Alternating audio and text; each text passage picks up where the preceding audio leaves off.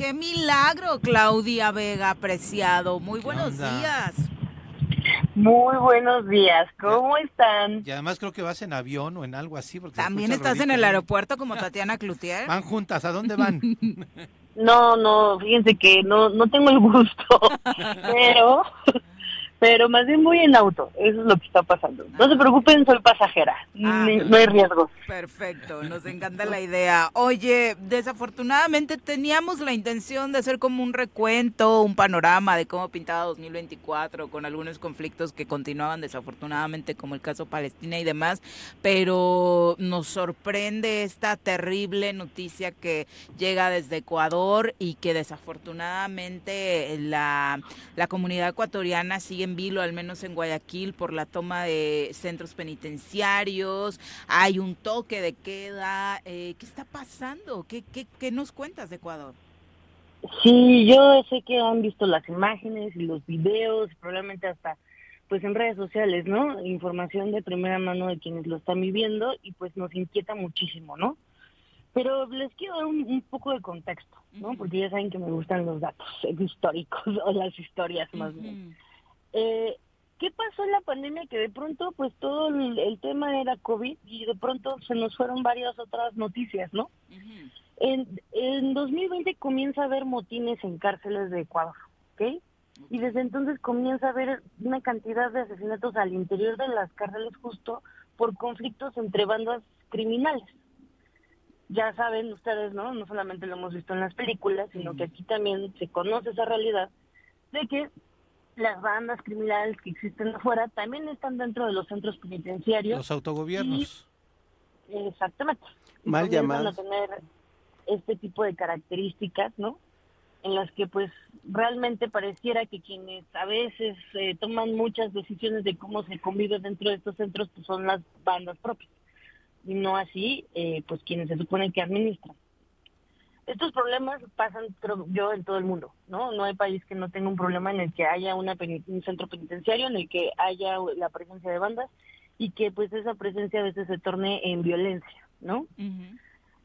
Eh, este contexto es importante porque justo estamos hablando de que ya tiene 3 años estos conflictos al interior de estos centros y que además también se ha ido recrudeciendo la violencia entre las bandas también afuera de en los centros penitenciarios.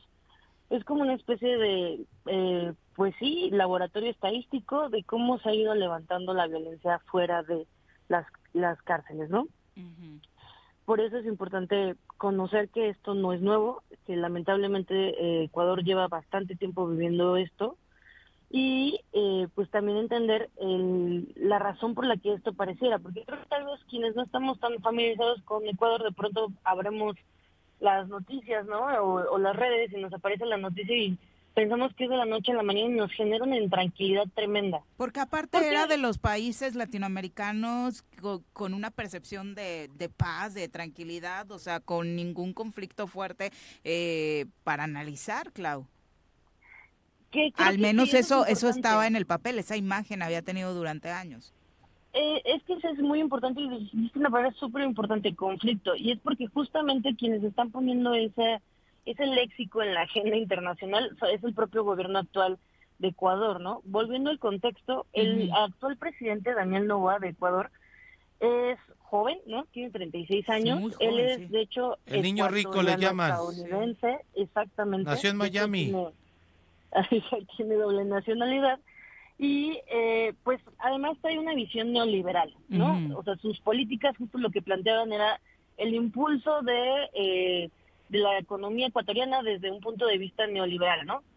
Y pues por lo tanto también los partidos que lo apoyaron para llegar a esta coalición que lo llevó al poder en Ecuador el año pasado, pues están clasificados de corte conservador, ¿no? Ujú. Entonces es importante tener de nuevo estos contextos para entender de pronto por qué pues ciertos tipos de gobierno van a tomar decisiones como llamar a una, no sé, guerra contra el narcotráfico, ¿no? Que es uno de los términos que utilizó Daniel Noboa recientemente, o como después ya se fue desde un punto de vista legal al interior de Ecuador hablar de el conflicto interno, ¿no? Y de clasificar como terroristas a los miembros de las bandas que estuvieron no solamente secuestrando en esta televisora, ¿no? A la gente y a sus conductores, sino también realizando, pues, francamente, que asesinatos y ejecuciones en las calles de Guayaquil, ¿no? Entonces, todo esto es importante. Por eso creo que es importante esto que me dices, oye, es que no había un conflicto. No había un conflicto, pero sí existía este problema del narcotráfico y de las bandas delictivas, ¿no? Ahora, Y esto se agudiza. Clau, ¿Me equivoco? Perdón. Pepe, Sí. perdón. Pepe. es que quería comentarte esta política que el expresidente Correa realiza en donde le llamaban la legalización de las pandillas, que era no otra cosa más que llevar trabajo a la misma gente que salía de los cárceles, a las mismas gentes de las pandillas y que los fue incorporando a una vida productiva.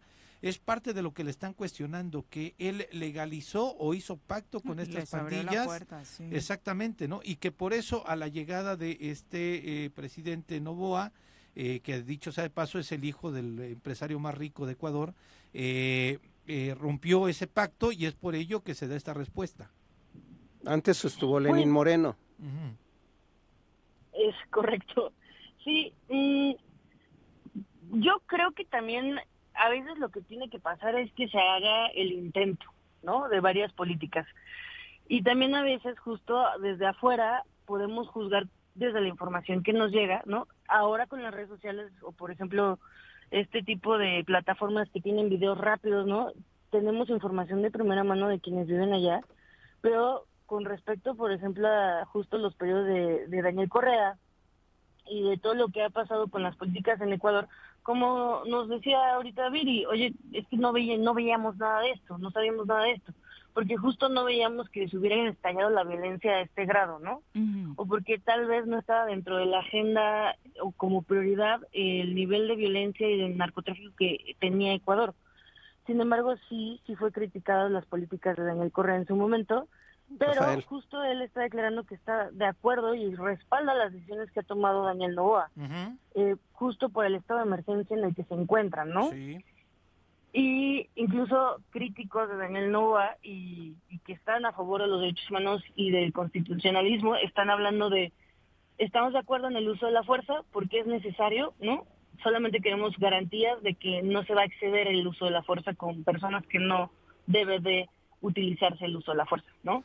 Entonces, creo que es importante también entender que la situación es tan crítica que incluso los opositores o gente que critica a este tipo de tendencias de políticas dentro de Ecuador están de acuerdo con las medidas que se están tomando hoy. Sí, incluso la propia ciudadanía, ¿no? Hay escenas que de verdad te conmueven de ciudadanos en centros comerciales resguardados por los militares, en una escena que por supuesto a nadie le gustaría vivir, pero ante el desfile de los militares para protegerlos terminan por aplaudirles y rendirles prácticamente un homenaje en las calles, ¿no? Ahora, por otro lado, recordemos que hubo un periodo de gobierno, desde mi punto de vista, no sé si tú coincidas, pero creo que fue con Lenín Moreno que la situación política y social de Ecuador se empezó a resquebrajar. Sí, es correcto, pero también, de nuevo, hay que tomar en consideración el contexto. También Lenín Moreno vivió una crisis tremenda, como la está viviendo Daniel Noboa, ¿eh? O sea, ahorita él está empezando su periodo de gobierno, tendrá creo que 2 meses, ¿no? Y Lenín Moreno le tocó la pandemia y muchos de los estragos, ¿no? De manejos pues sanitarios inadecuados. Los cadáveres en las calles, ¿no? Es correcto, algo que justo hablábamos con ustedes en su momento era que Ecuador está muy grave versus algunos otros países de América Latina, incluyendo México, porque de verdad había reportes de que la gente estaba muy en las calles. Entonces, sí es importante tomar eso en consideración. Ahí estamos O decisiones administrativas que justo lo que impactan en las políticas públicas es a las personas, ¿no?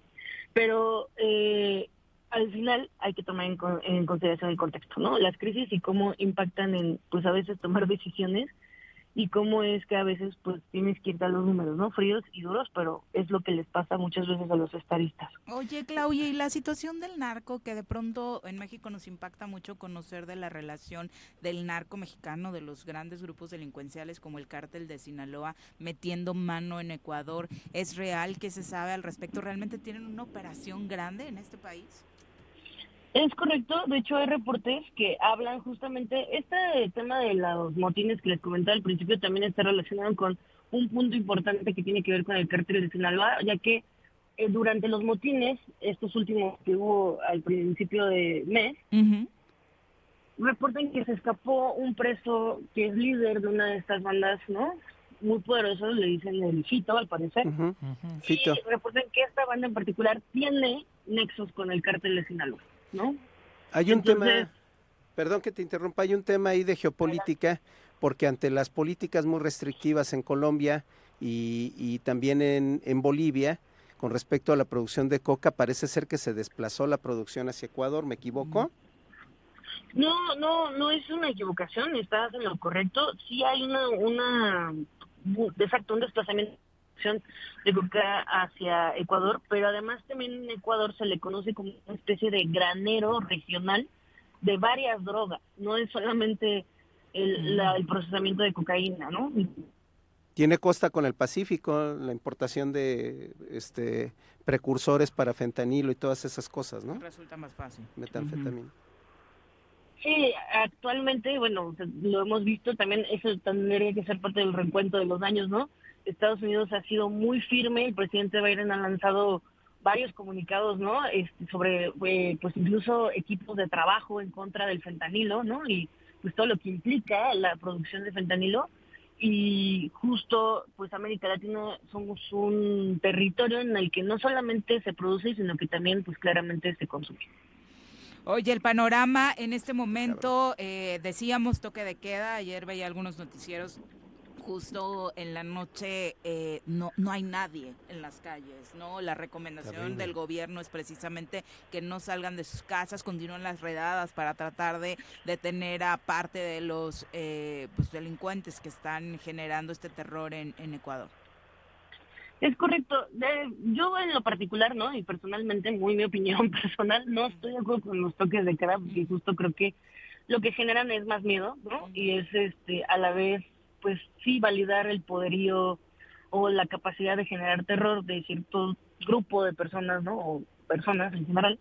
Pero entiendo que en este momento y en la situación que está viviendo Ecuador, pues puede ser justo una medida que pues ayude a mantener la tranquilidad por unos días en lo que el ejército ecuatoriano logra controlar las circunstancias. También yo particularmente creo que no es lo ideal que los ejércitos estén en las calles, ¿no? Controlando circunstancias que deberían de estar siendo controladas por pues las fuerzas judiciales, ¿no? Pero también entendemos, creo, y justo en eso podemos empatizar, que a veces es necesario buscar la manera de estabilizar algo antes de poder entrar con todo el peso de la ley. Hay algo que es importante. En Ecuador, ¿no? Hay varios reportes de que no se confía en las Fuerzas Armadas porque se considera, y tampoco en las policías café, se considera que está muy permeado en el narcotráfico, ¿no? Y que precisamente estas bandas ya tienen tan corrompido el sistema que pues no sería posible que esas fuerzas solas, por sí mismas, sean las que detengan esta situación. Incluso hay quienes piden la intervención de otros países u organizaciones, y pues francamente también yo desestimo que esa posibilidad sea lo mejor, pero pues habrá que ver cómo evoluciona la situación en Ecuador y que también pues la población en conjunto con el gobierno tome la mejor decisión posible. Clau, pues muchas gracias por este panorama tan completo sobre lo que ocurre en Ecuador. Gracias a ustedes por la oportunidad de compartir esta información y espero que pronto podamos volver a escucharnos para justo hacer el recuento de los daños y pues un par de perspectivas y propósitos para este año que ya comenzó. Sí, eso estaría muy bien y obviamente abordar este panorama de la Franja de Gaza, ¿no? Que no ha dejado de ser el gran tema a nivel mundial. De acuerdo. Muchas gracias. Hasta luego. Un abrazo. Gusto escucharte, por cierto.